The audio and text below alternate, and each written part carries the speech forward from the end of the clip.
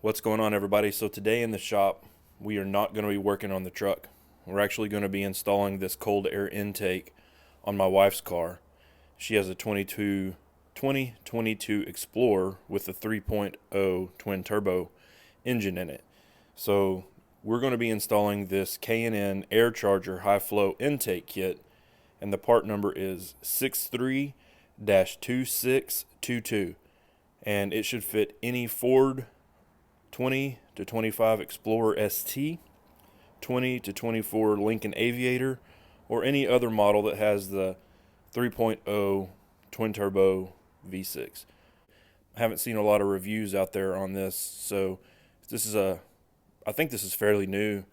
Most people don't go with this kit, so let's start looking at the parts, get the old one off, and let's do some comparison. Alright, so the first thing we're going to do here is loosen these two clamps to take the factory air box loose, and then we have to remove these tubes here. And this one here with the yellow clip is very difficult to get on, or to get off. If you use a 90-degree pick and get under the yellow tab and pull up, you'll be able to get this loose a lot easier.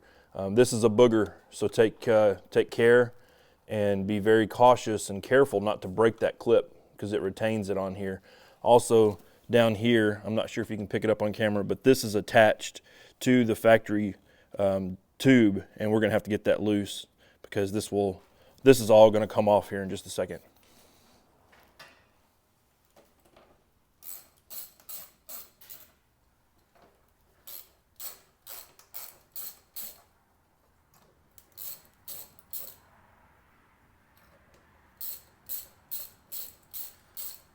Milwaukee Power Tools, Cobalt, Craftsman. If any of you are listening, you want to partner with this channel to provide power tools, I am open and willing.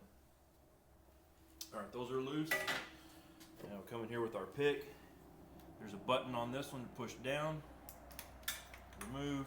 And I mentioned earlier, pull this up, and that removes. Once you get these two out of the way, there's actually a third one right below the one that has this Jesus clip on it, and there's a good shot to get under that and pull that up. But there's a third one underneath it that you have to do as well, and it just has a simple depress, pull off. And I went ahead and took the strut tower brace off. It doesn't, it's not required, but to make things easier and to get a better visual for you guys, I took it off. So we're going to be taking this right here off. And there are 3 clips underneath that you have to push while pulling up on this. So again, a 90-degree pick. Okay guys, so I know I told you to use a pick to remove this from the valve cover, but that was kind of a pain in the ass. So what I did was I found an air conditioning or fuel line tool and got behind it, pressed it in there, went out. And this is a very thin one. So make sure if you're going to do it, you use a thin one. The big ones I had would not work, so save yourself some time.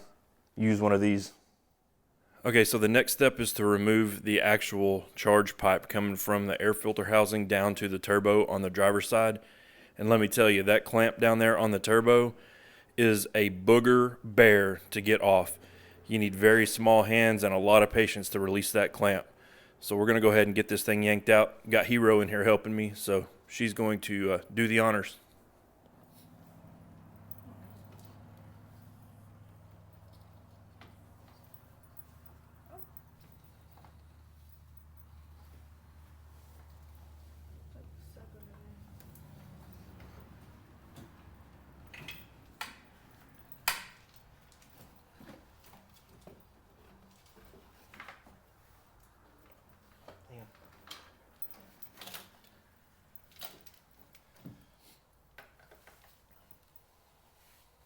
Alright, so the next step, remove the intake air temperature sensor and all these little clips that hold it onto the factory box.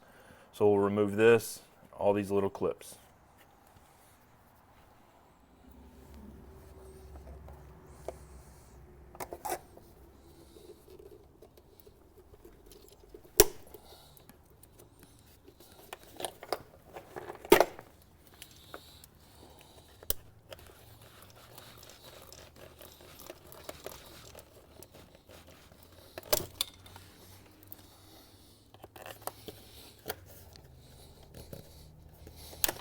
nice 90-degree pick. Really a good tool for this. So it has these little clips here that clip onto the factory box. So this 90-degree pick, push down on those little metal tabs and you can get underneath it and pull it out of the way. Okay, I had to move the camera off the mount to get this next step. So the next step is to remove this lower factory air box, 10 millimeter right here, and then you'll have to depress these right here, these clips, to get that out. So I'm not going to give you a step on that one. It's obvious, pretty easy how to do it. Ladies and gentlemen, there's nothing like having your 17-year-old daughter in this shop helping you work on your cars.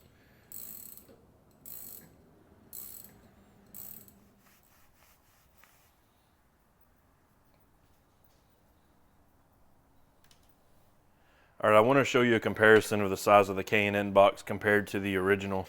So this is the original one with a paper filter. Looks like this. So this is the very first time this car has had any change. So the car only has 34,000 miles, and this is probably the original filter. Obviously, we're going to replace them with these, 2 of them inside the box here. But I also wanted to show you the different size piping here. So this is where it hooked up to the turbo, and this is that, this is where it hooked up to the turbo. And look at the size of that inlet. But this is that clip I was telling you about, the clamp. That's, holy crap. But anyway, look how small this pipe is in comparison to this. Much larger. And it has a reducer. That's where it'll hook up to the turbo, hook up like this or something similar. So it's much larger, as well as the intake tube, where this is where the filter mounts inside the box as such, and then this goes down to the turbo. So it should breathe a whole lot better. So I've actually missed a step earlier in the process. Apparently I was supposed to remove this tube at like step 2. So I'm going to go ahead and do that now, because mounting the new K&N lower here will not go with this. There's simply a clamp right here that you loosen and this whole tube comes out.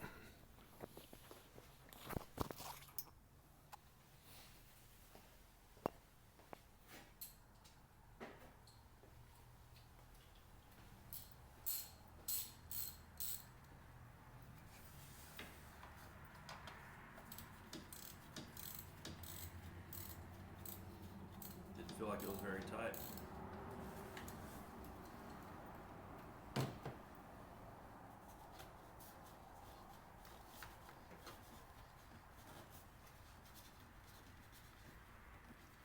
Guess I was wrong.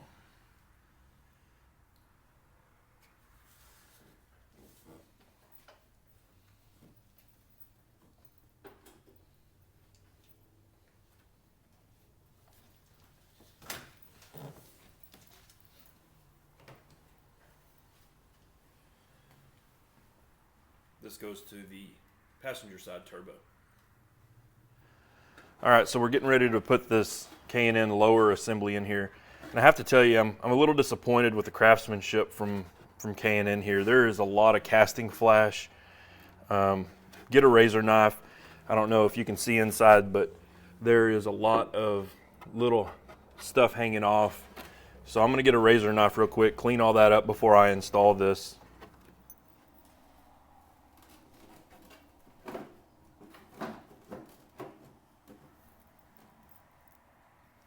That's awful loose in there. It doesn't really fit very tight.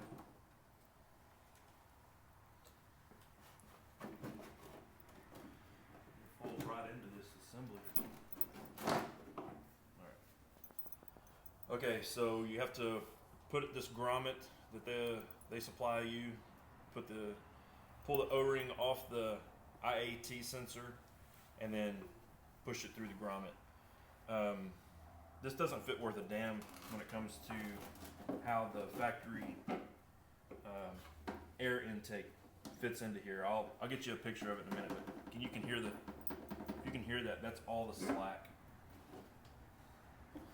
It slides into original holes and mount it back with the factory 10mm bolt.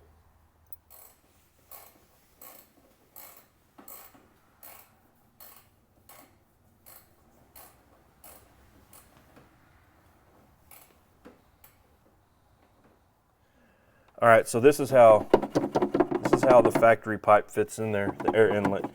And I double checked, there is no gasket, there's no anything. It's too big to lock into place. So I guess it just flops around in there, and there are gaps. So that kind of shows you. I'm very kind of disappointed with that. It doesn't lock in at all. You'd think there'd be some kind of a seal or something. Seems like there's going to be a lot of engine heat get in there. Also, it's not really snug into those factory grommets. I have it attached here as it's instructed with the factory nut, but you can still see it's fairly loose. So maybe once the charge pipes get connected, it'll firm it up. But that's where it stands right now. All right, the next step is to reattach the IAT sensor.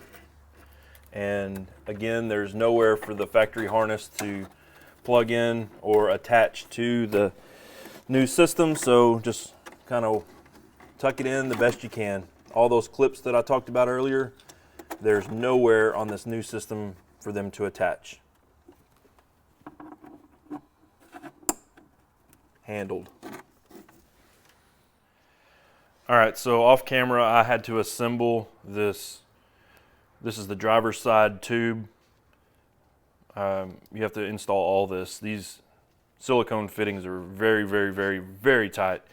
And this model does not have a blow-off valve, so that's where this would attach, but it comes with a cap and a clamp to put on there. And I had to trim quite a bit of that off of the plastic flash around with a razor knife to get that to go on.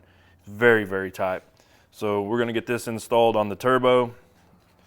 This is already tight, this is tight, and I tried to pre-position this clamp a little bit, so when I slide this onto the turbo, all I have to do is tighten it up.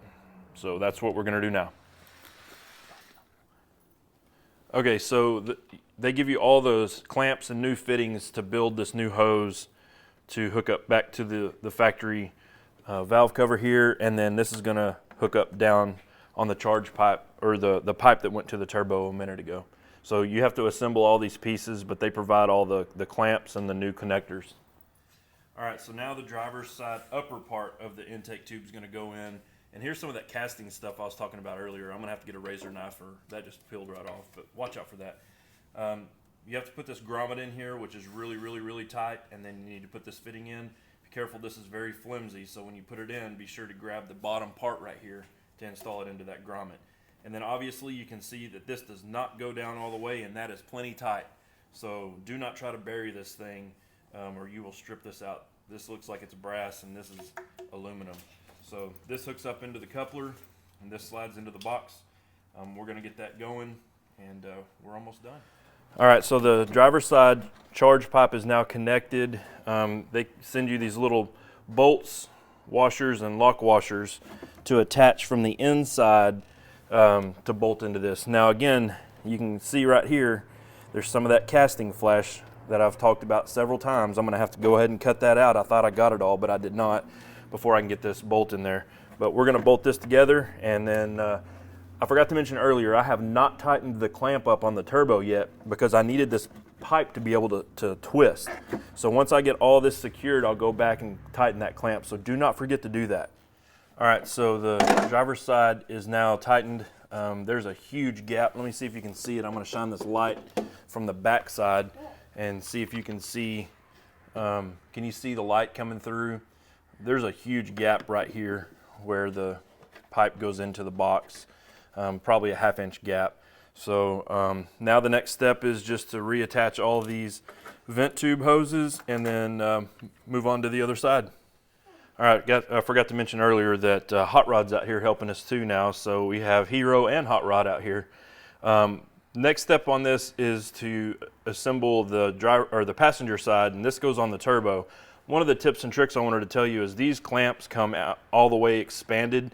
So go ahead and pre-tighten them just a little bit so they're not spinning on you whenever you are trying to do it. So I've already done this. You can see what I'm talking about.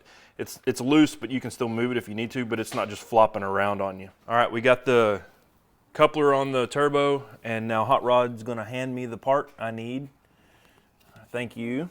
All right, and this is gonna go down into that coupler, and then this is gonna insert into the box. And we are getting dangerously close to being done here. Okay, so we're gonna have to do some modifications. Whenever I was putting this tube in, the hole on the inside right here does not line up with this at all. So I'm gonna have to drill this hole bigger in order to make this line up. So it is almost a whole bolt hole off, and no matter how you twist this or move it, it is not gonna line up. So I'm gonna have to drill this hole out right here a little larger, and then hopefully that'll allow this to bolt into place. All right, we're almost there. Now we're just gonna put these K&N cone filters in here and then put the lid on. Then we'll do a test fire. Okay, so when you put your clamps on your air filters, make sure that you have it in a way that you can access the top of this nut, the clamp, because the only way you can tighten it up is to go through here. So make sure before you put your grommets on, you have your clamp orientation correct so you can get in there and tighten it up. Otherwise, you will not be able to tighten these up. All right, so we've got it buttoned up, and as I've kind of complained about this whole time, the fit and finish is not quite what I would expect from K&N. Let me give you an example. They send this without the badge installed on this top lid. It has two little pegs here that you're supposed to be able to insert into those holes, but those holes are wrong. Let me show you what I mean. Nowhere is it centered. It's way off. I'm gonna have to drill new holes and or cut the pegs off this and JB weld it to there. So as far as fit and finish goes on this thing, man, it's like a 7, maybe even a 6. I'm very disappointed with the quality of the K&N. Performance wise, I'm sure it'll do fine, but see, it's still jiggling in there. It's not really secure, even with the charge pipes and everything else on there. But there it is, it's installed. Now it's time to take it out and do some test driving. All right, guys, so what do you think? I mean, outside of all the casting flash and leftover plastic from drilling holes and the wrong hole and stuff, what do you think about the kit? Installation, I'd say it went probably 8 out of 10, maybe 7 out of 10. The fit and finish, I don't know, man, 6 or 7. It's definitely in there, and it's definitely going to make a performance improvement, but if I had it all to do over again, I would probably just buy the AFE kit and spend the extra cash. I think I got this one for $360. It was a deal on sale, but I would probably just go ahead and get the AFE and be done with it. I haven't seen the negative on it like this. Again, I've always had really good luck with K&N, so I decided to roll the dice on it and see what would happen. But if I had it to do over again, I don't think I'd go with K&N. So stay tuned. We're going to do some performance videos on it to see how much it improves. So far, I'm not even going to tell you how much what the car has been running yet. So we'll do that in the next video. So see you down the road.